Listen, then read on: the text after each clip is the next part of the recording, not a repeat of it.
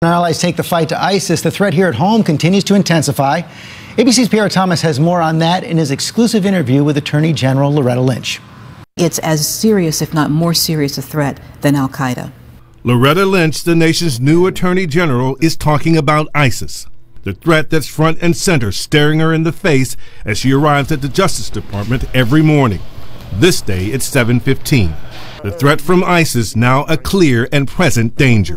Do you agree with some of the assessments from people in Congress that this is the most dangerous high-tempo threat environment since 9/11? It is a dangerous high-tempo threat environment. And I think the fact that it is still new to us and we are still trying to determine really the scope of it does make it very, very dangerous.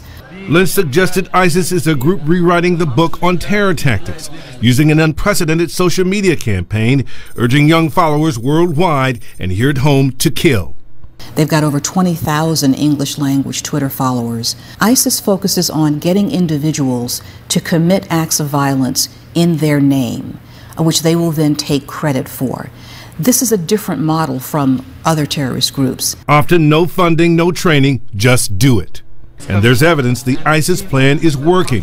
More than 70 Americans charged in recent years with supporting ISIS, some accused of plotting to blow up pressure cooker bombs and of planning to murder soldiers and college students en masse.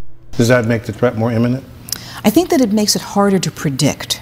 I think it makes it harder to determine who is going to succumb to the propaganda. And there's a new ISIS threat, at times making them invisible. As people get drawn more and more into the rhetoric, they move off of platforms into which we have visibility, into encrypted platforms into which we don't have visibility. That's the going dark problem. And Lynch warned that ISIS may employ a new tool in the future. ISIS might develop the capacity to do a cyber attack? Concerned that ISIS or any of our foreign enemies might develop that capacity. That is the thing that keeps me and many of my colleagues in law enforcement up at night. And she admitted that the FBI may not be able to detect every lone wolf, ISIS or otherwise.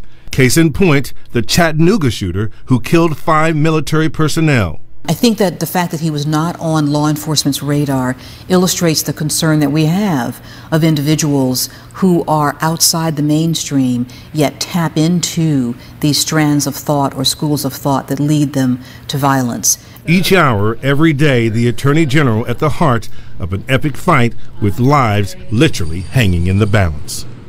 George Lynch and other